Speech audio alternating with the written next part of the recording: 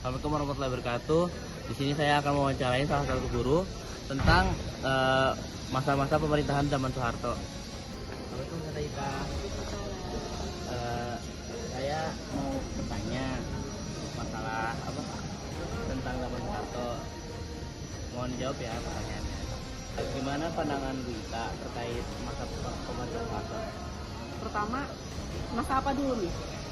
Saya ketika masa kecil merasakan bagaimana untuk apa dulu nih? Sekolah, di sekolahan.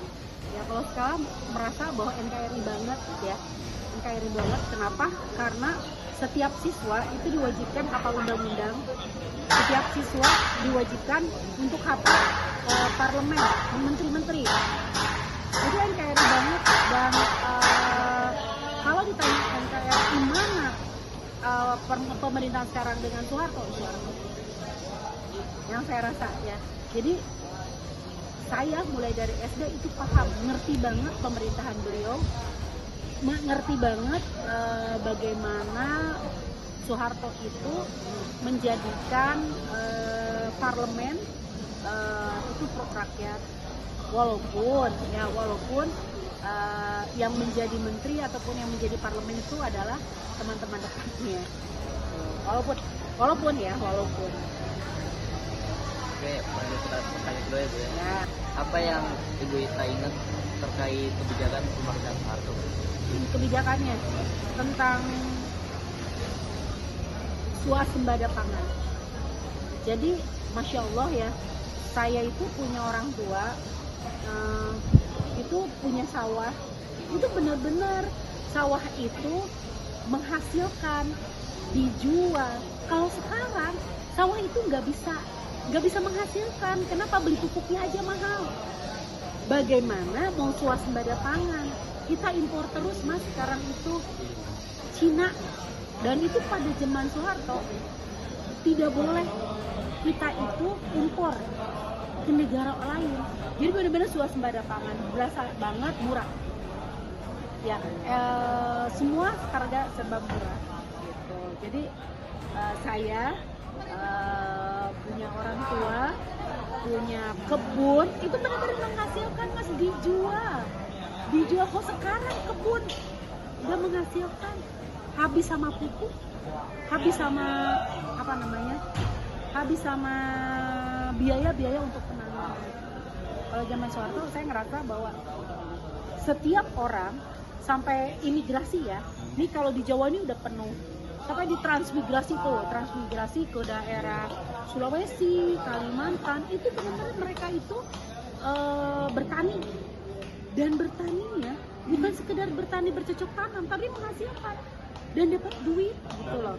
Kalau sekarang susah. Zaman sekarang itu apa-apa harus beli. Zaman sekarang itu apa-apa impor. Jadi yang kaya itu negara lain, kita tambah bisa. Ini ada salah satu kebijakan Soeharto, misal ya, KB, revolusi hijau, studi partai politik atau trilogi pembangunan, pemilu, repelita, transmigrasi dan sebagainya. Kemudian pandangan Ibu gimana tentang salah satu kebijakan? Yang berasa tentang keluarga berencana zaman Soeharto itu berhasil. Repelita, pembangunan 5 tahun juga menurut saya berhasil. Tetapi yang nggak berhasil itu di dunia politik. Dunia politik itu kayak gini.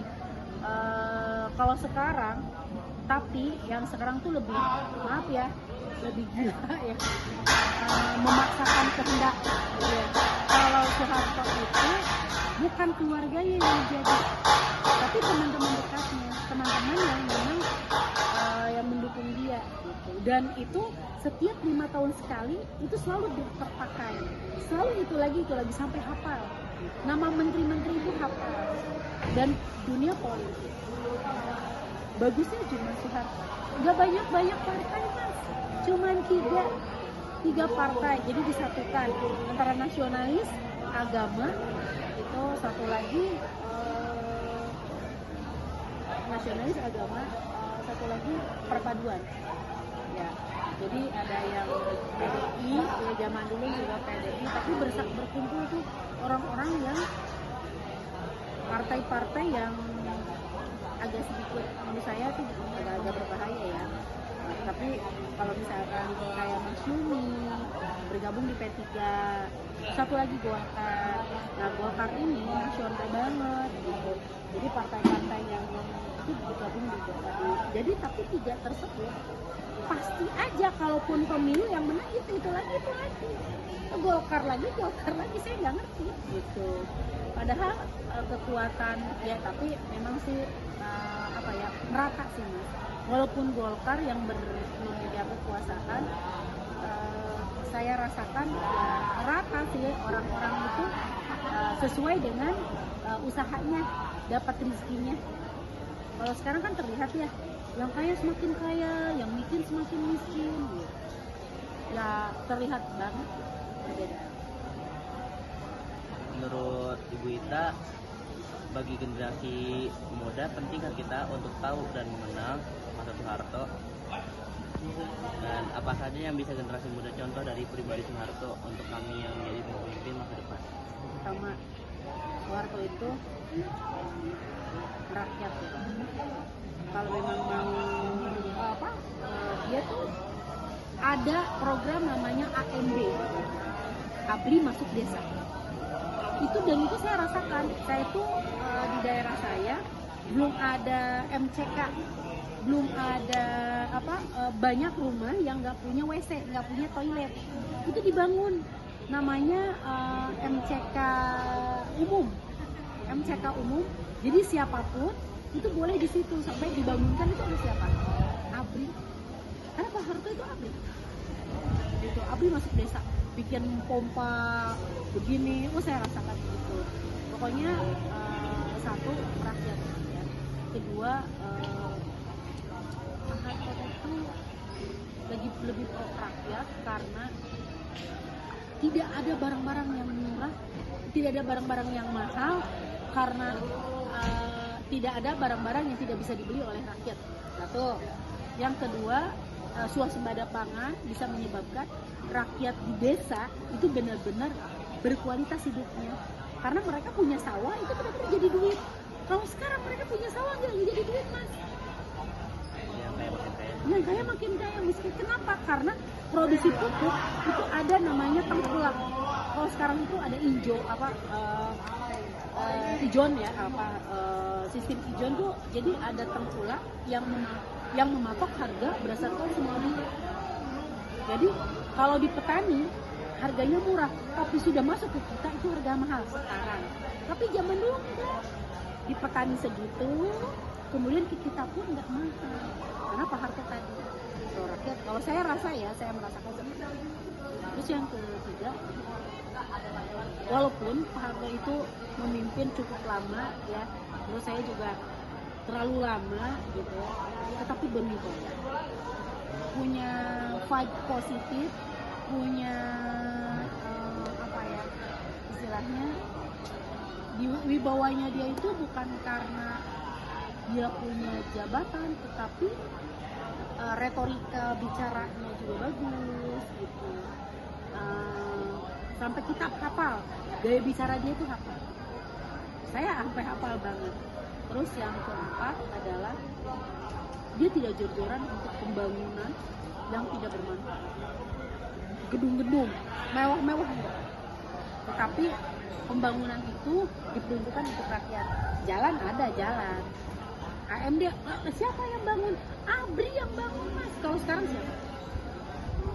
Kontraktor. Betul? Kontraktor kan? Yang kaya siapa?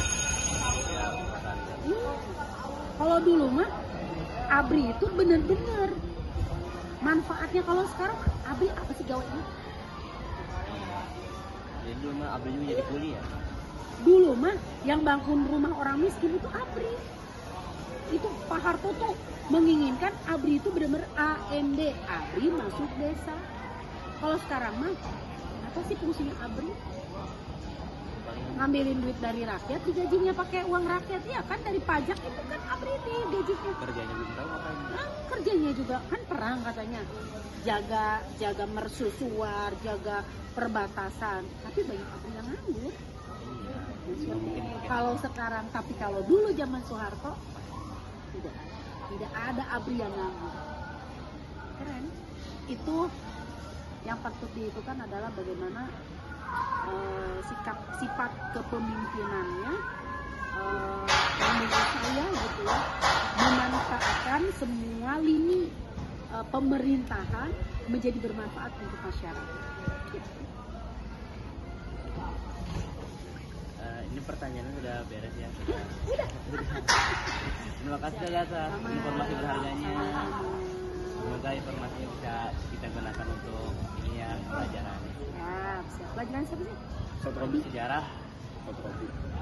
Ya begitu deh, Pak Soeharto. Ya. Saya mohon izin pamit, Ustazah. Masih baik, Ustazah.